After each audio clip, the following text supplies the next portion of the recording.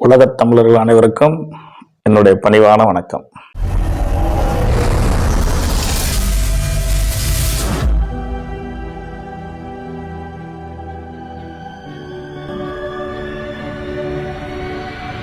கடகராசி நேயர்கள் வெற்றியான ஆண்டுதான் என்பதில் சந்தேகத்திற்கு இடமில்லை. 2026ஆம் ஆண்டு கடகராசி நேயர்களுக்கு வெற்றி ஆண்டுதான். என்னுடைய மனமார்ந்த வாழ்த்துக்கள். காரணம் ஒரு குட் நியூஸ். அஷ்டமச்சனி என்ற ஒரு காலகட்டத்திலிருந்து விலக இருக்கிறார்கள். அதாவது அஷ்டமச்சனியாக 8ஆம் இடத்தில் இருக்கின்ற சனி பகவான் கடகராசி நேயர்களிடமிருந்து விடைபெற்று 9ஆம் இடத்துக்கு செல்கிறார். எனக்கு தெரிஞ்சு அஷ்டமச்சனியை சந்தித்த கடகராசி நேயர்களை கடந்த 2.5 ஆண்டுகள் சந்தித்ததில் 90% பேர் கடுமையான கஷ்டங்களை அடைந்திருக்கிறார்கள் என்பது கண்கூடு.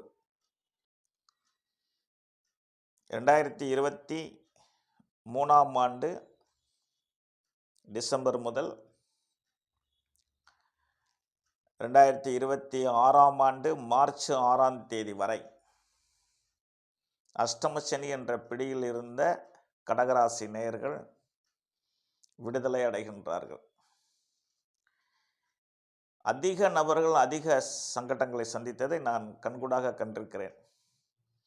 இப்போ சமீபத்து காலத்தில் கூட பள்ளி பருவத்தில் மூலாண்டு பரீட்சை எழுதக்கூடிய மாணவர்கள்,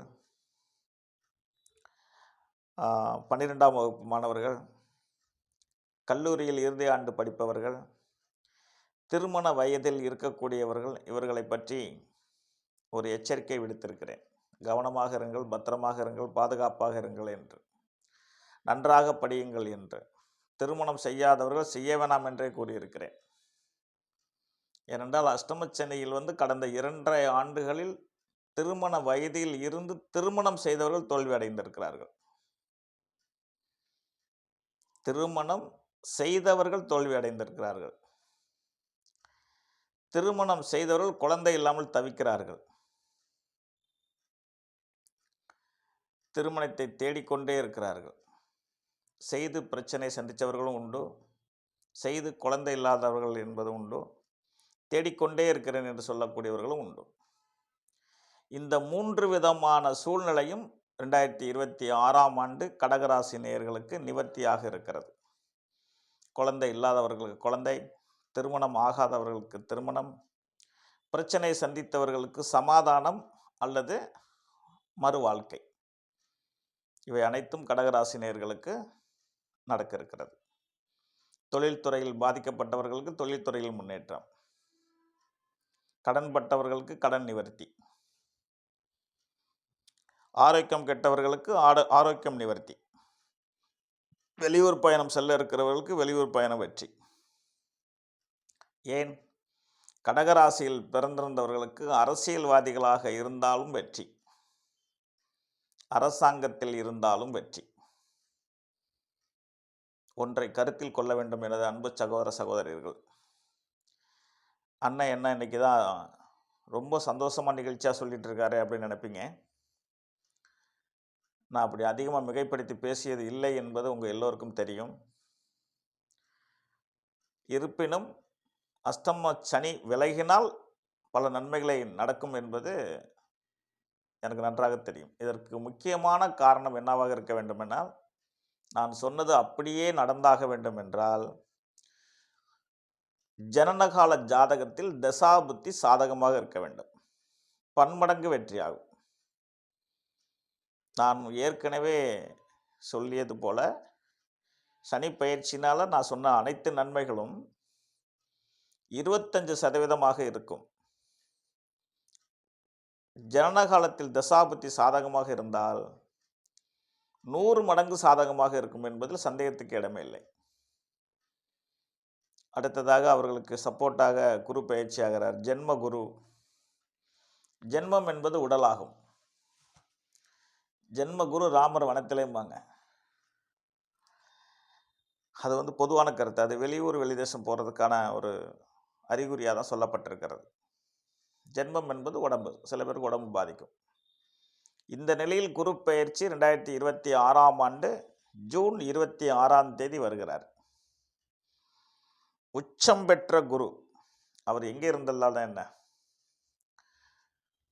அகப்பட்டவனுக்கு அட்டமத்தில் சனி, ஓடிப்போறவருக்கு 9ஆம் இடத்தில் குரு,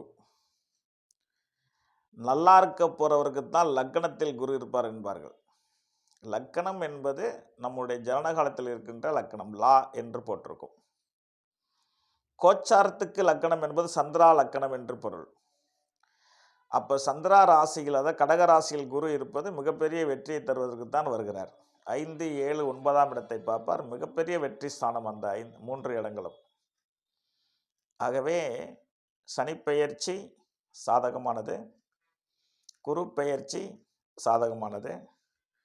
அடுத்து ராகு கேது பெயர்ச்சியும் 2026ஆம் ஆண்டு இறுதியில் நடக்கும். 2026 நவம்பர் 13ஆம் தேதி நடக்கும். அதுவும் ஜென்மத்துக்கு கேது வருவார், குருவோட சேர்க்கை பெறுவார், 7ஆம் இடத்தில் ராகு இருப்பார். அவர்கள் மட்டும் என்ன செய்வார்கள் என்ற ஒரு சூழ்நிலையை நான் அடுத்த ராகு கேது பெயர்ச்சி நடக்கும் தருவாயில் சொல்லுவேன். இருப்பினும் அஷ்டமச்சனி நிவர்த்தி, குரு பெயர்ச்சி உச்சம், ராகு கேது தொடர்பு,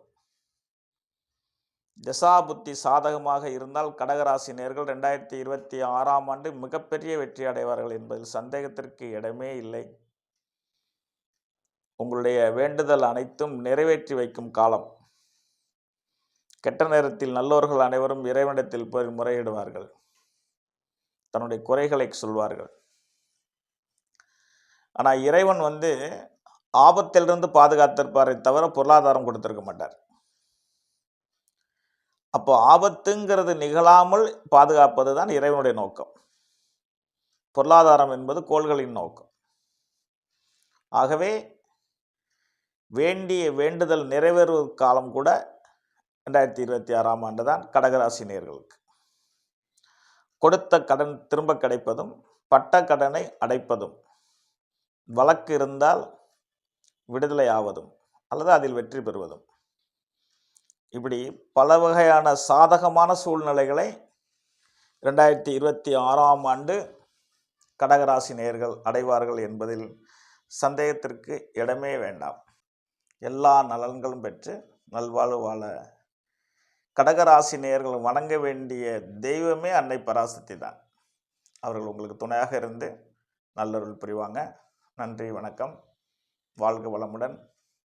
அடுத்த ஒரு பதிவில் உங்களோடு சந்திப்பேன். நன்றி, வணக்கம்.